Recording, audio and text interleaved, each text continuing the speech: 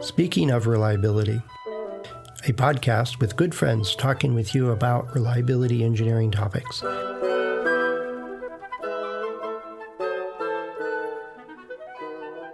Welcome to Speaking of Reliability. This is Fred Schenkenberg.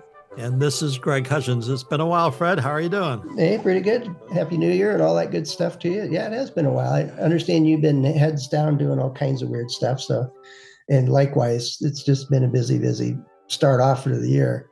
And one of the things, and I'm glad we had a chance to talk, because one of the things I think I told you last time, or last year sometime, is that I work as a part of a local community water system. And I'm a volunteer on the board of directors for it. And it sounds like a great title, but it's not. And I thought, well, what is our risk management plan?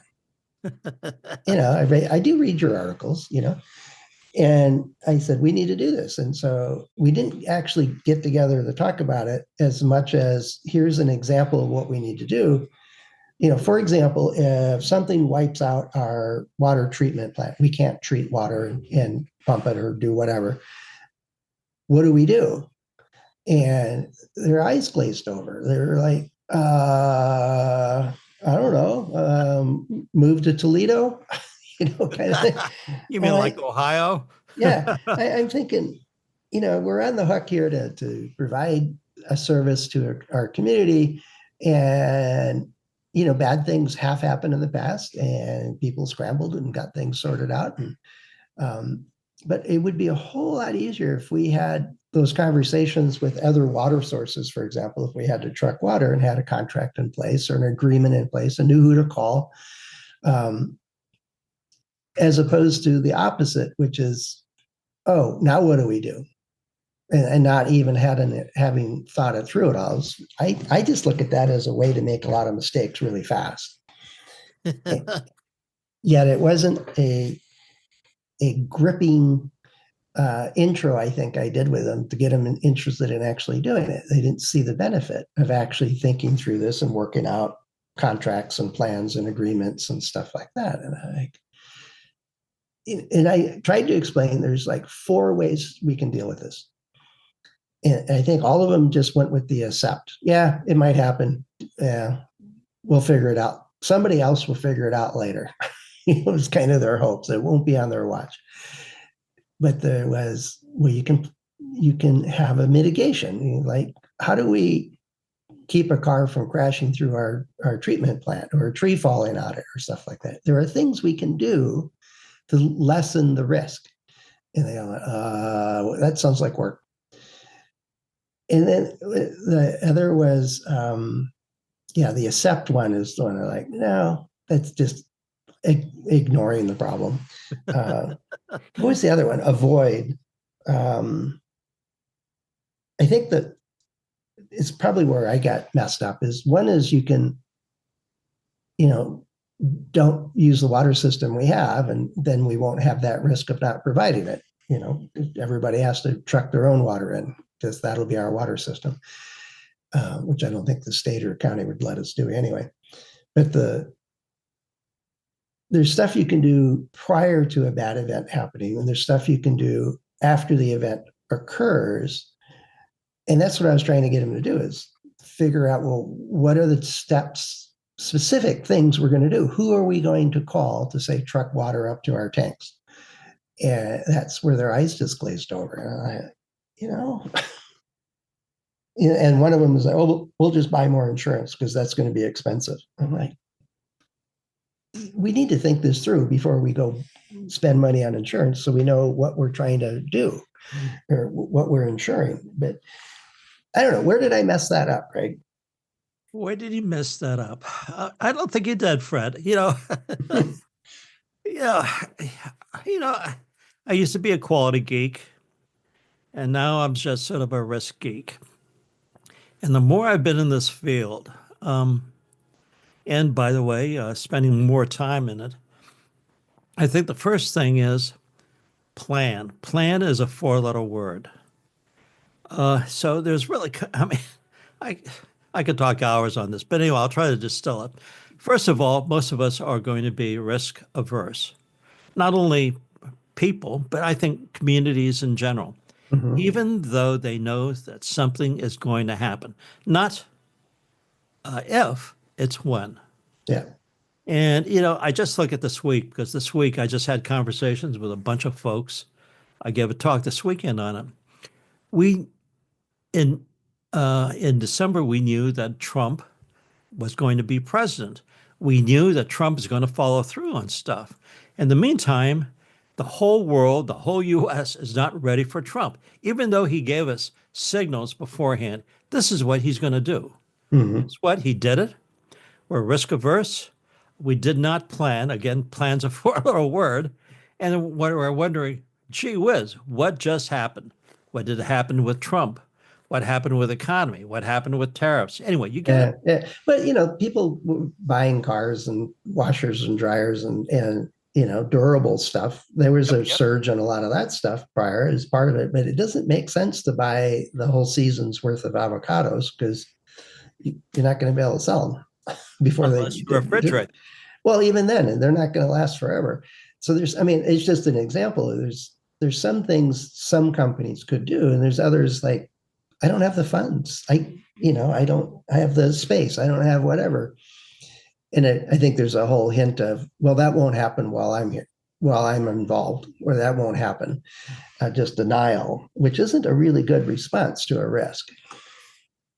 But when unfortunately, a lot of folks have denial. So, what's that big outfit that sells Mexican food? You got one down the It's street. Chipotle? No. Chipotle. Is it that? Doesn't like they use like 30% of the world's avocados or some ridiculous number? Is that the one you're talking about? Yes, that's the point.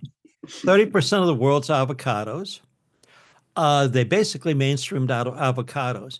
They knew 5 years ago that demand was going to, go straight up. So what did they do? They've been searching all over the world to find alternate sources for what?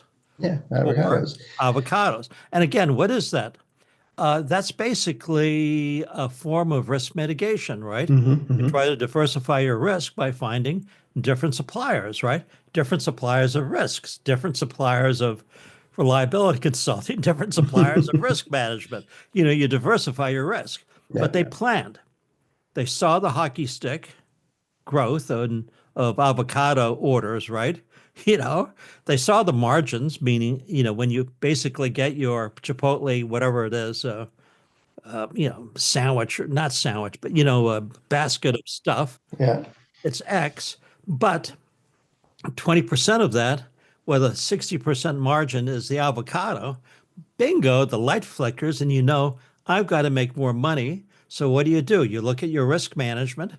You can't get all your avocados from Mexico, especially now when there's a tariff, right? So you diversify your risk. They were even exploring trying to get them to grow in Florida and other places. And Absolutely. I know it here in California we can grow avocados, but apparently it's there's so much land costs so much it won't break even. So they grow almonds instead, kind of thing. Which, by the way, consume a lot more water. And when you look at the total cost, right, Yeah, it yeah, it all adds up, but all it's adds up. but they had a plan and they made it work, and it's not perfect. They're still going to have facing risks for price increases and supply chain disruption, but at least they have options. That's right. And a lot of folks, especially in our case, with one of our products, we don't have options. So, we knew that Trump was going to be coming on board, and a lot of folks were simply not ready, which meaning they didn't plan for something that was going to happen. And I think it really comes down to people. Most of us just simply do everything we can to avoid, one of those four options you mentioned, right? Yeah, To avoid risk. We don't like it. It's uncertainty. It's, it's uncertain. It's also a bad phenomena. Like if we have a wildfire here, which it's not if, it's when kind of uh-huh. a scenario, and it's well, at least people in the community are saying, "Oh, we can reduce brush. We can get uh, breaks around they call it a shaded fuel break, where they take out a lot of they call it ladder fuels, to take that out below it, so the fire has a more difficult time getting up into the canopy, kind of stuff. And then if it's on the ground, the fire teams can deal with it. If it's in the canopy, there's not a whole lot they can do. No, not from the ground, that's for sure. Yeah. And so there's active investment, active work to make that happen. Is it going to save us?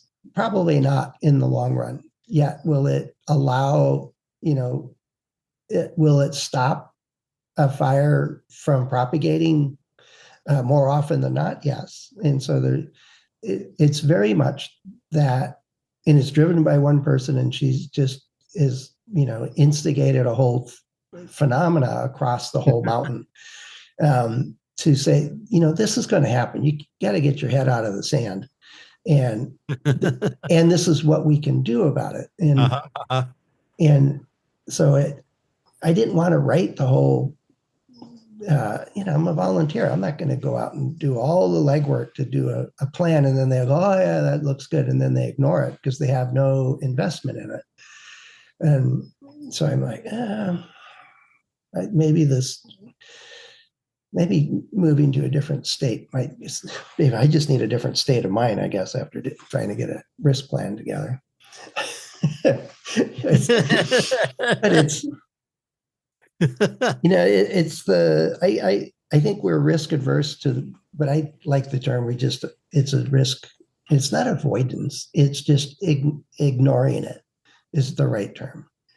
It's even acknowledging, oh yeah, that's going to happen, but I'm not going to worry about it until it does.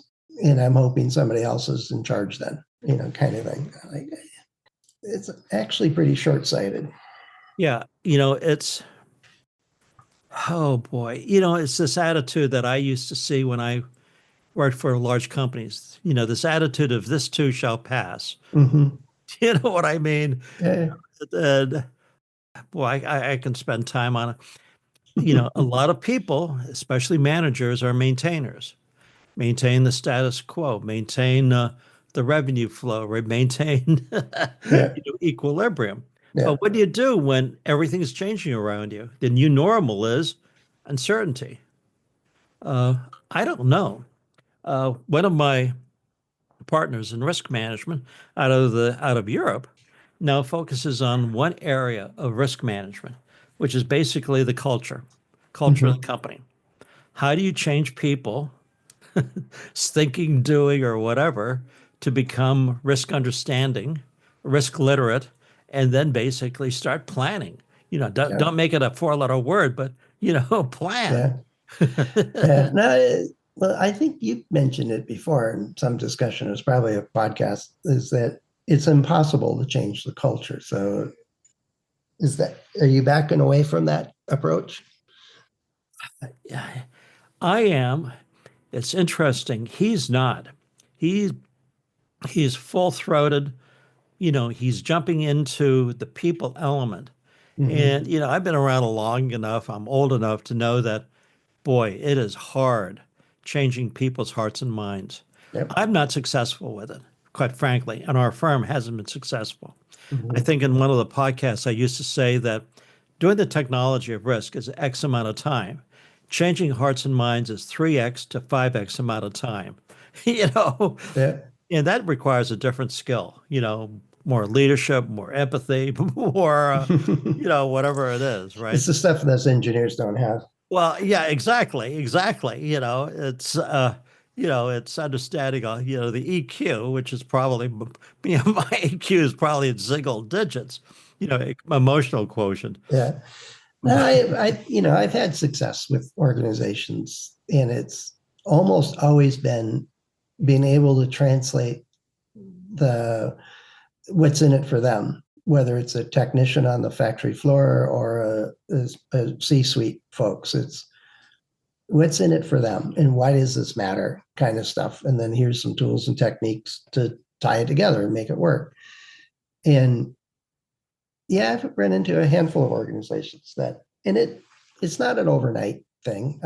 I think I've told the story many times, is I worked with one group, they were losing market share, they were getting beat by their competitors and left and right, and their customers were leaving them in droves. And they said, we got to make a product that's reliable. And so they gave me a call, and I spent time with them teaching them design for reliability and basic modeling and basic testing type stuff. And yeah, one of the things they had in their culture, and I don't know that that ever changed, we just ignored it and worked around it, is the quality group. Being a quality geek, you would get this.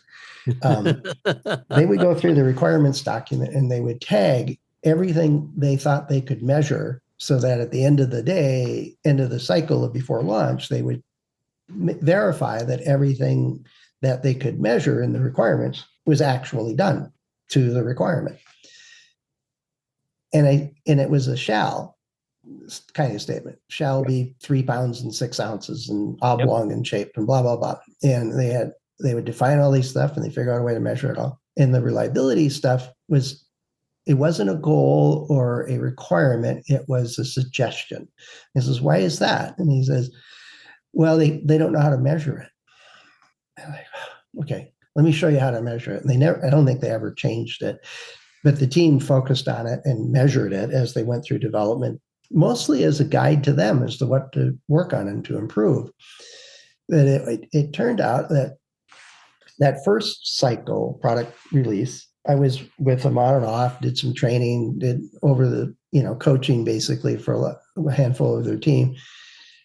And then the second product, they called me in to kind of help them put together their initial plan. I talked to them. So the first round was probably 3 months of my time. The second round was less than 2 weeks. And then the third round was a day. And they just called to ask a couple of questions. And they were very sophisticated questions. And that was a span of 3 product cycles. And for them, that was about 6 years. And they went from just losing market share and being unprofitable and all kinds of problems they're having to being the leader in their market. And it just took 3 cycles for them to get it. But the team was very stable. It wasn't a very big team. The project management and the managers knew they were up against the ropes and they had to do something different. And they recognized that the reliability performance was just terrible. And so they learned very, very quickly. And the staff, the team, the engineering teams, I've always wondered, why we don't pay attention to this and why the quality team never measured this and stuff like that. So I said, well, let's skip the quality department. You need to measure it for your own good. And so you know what you're working on and what's important and meet the requirements of your market and your customers. But and then they didn't have to work. Even the first project, there was no last week rush because they found a bunch of weird stuff that wasn't working. They just didn't happen. They designed all the big stuff out early and it was very easy to do. And they went to launch and nothing came back right away. They were kind of surprised. So they were, well, we should do some more of that. And so I can say there's a handful of times when it can happen, but it has to make sense to every single decision maker in the organization that it's good for them. I think that's where the risk plan, especially for things that are inherently rare, a flood or an accident or a fire or stuff like that. Yeah, they do happen. Yet in our own community, I think we've had one major earthquake in the last 100 years that caused damage here. They've had plenty of small ones, just to remind you that the Earth's not stable. Yet the Loma Prieta earthquake in '89 toppled some houses and did some other damage in the park, in the community. But a lot of people that were here then aren't here anymore. And they moved on or passed away. And so the current team is like, yeah, there's an expectation for a big one, but I've always heard that ever since I lived here. So yeah, whatever. It's about that time you get an earthquake, I think you hit it right on the nose. Reliability, you can measure. Hmm. Quality, most of the time you can measure it. Risk, much harder to measure. Why? Because, quality and reliability are retrospective. You look in the rear view mirror, you got history. Hmm. With risk, things may not happen. It might, the likelihood and the consequence might be so low that you don't know if it's going to occur, first of all. And second, if it does, you don't know what's going to be the consequences. And that's a problem. And you're right on the money. If you can measure it, you can manage it. And it becomes much more real for folks. And unfortunately, risk, meaning looking down the road, looking into the future, is much more fuzzy. It's hard to measure it. If Yeah. it's impossible quite often. Well, one last thought on this is one of the motivators for the mitigation or the reducing the risk of a wildfire taking Uh-huh. out our community is, and I know you heard about this, is insurance companies are saying, hey, you're in a high risk area. We're not going to insure you. And a good number of our neighbors have gone through, looking for an insurance company to cover them and, and they're struggling to do it and bending over backwards with these insurance companies, taking out trees and pretty much going, I want to say scorched earth, but it's probably not the right term. No, But no, no, no, no. for, Wrong. but pulling out their landscaping, pulling out all kinds of stuff around their homes and, really trimming back trees or taking them out completely. Just so that they can get the adjuster to say, or the insurance company to say, yeah, we'll give you one more year of insurance. And they're doing drone flyovers. They're doing all kinds of stuff to make sure that people are actually mitigating it. So there's this outside influence that, well, if you can't insure your house, the mortgage company doesn't like that. The bank doesn't like that kind of Uh, thing. you're not And going to get a mortgage. That's the yeah, bottom line. right. And so there's this outside influence that only happened after we started doing the more brush clearing and mitigation type stuff. And it's been more recent. And it's given some of us, some in the community, the insurance company says, well, you guys are doing a lot of stuff as a community, which is more important than just your own yard. So yeah, you're fine. And but I think that is just double down on the urgency of it because it's not a it adds that it's in your pocketbook. Insurance rates are going up and it's just getting harder to get them.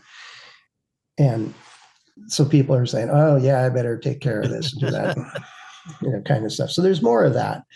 That's another way to change the culture is hit them in the pocketbook. But I tend to like the one that they get benefits if they do the right thing.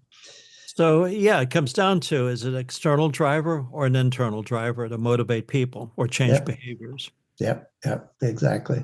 Well, I still like living here. We still got plenty of green stuff around. It's hard to, argue with a redwood because they just grow. Yeah, They're they're happy. beautiful. And so we deal with it. But yeah, the other stuff that are real risks that we're facing, I think the takeaway is they got to figure out how to quantify it. Here's the actual chance it'll, or a estimate of the probability of happening. And here's the consequence is have it more of that discussion. So we'll see. But anyway, thanks, Greg.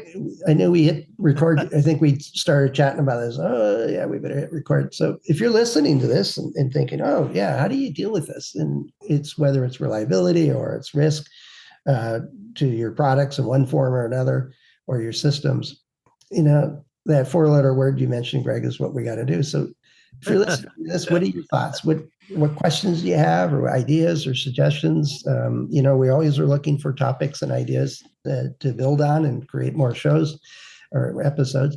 Let us know. Head over to accendoreliability.com/go/SOR. You can find a couple of ways to get in touch with us. Greg and I and the other hosts of the show are available through LinkedIn and our About pages. Is there such a sign off as, have a risk free day? Is that even a thing? Well, I'll just leave it with one thought. Anytime you see the word plan, think about it in terms of a risk lens. Are they really talking about a plan to be being proactive, preventive, or are they simply trying to get accept the risk, and have everybody else go away. So anyway, that's my final thought. There you go. Plan's a four-letter word. All right. Thanks, Greg. Talk to you soon. Okay, bye-bye. Thanks for listening to Speaking of Reliability. We invite you to join the conversation. If you have a question or a topic that you think we should discuss in a future show, please let us know. You can find a comment box below the episode show notes, or just leave a note as part of a review on iTunes.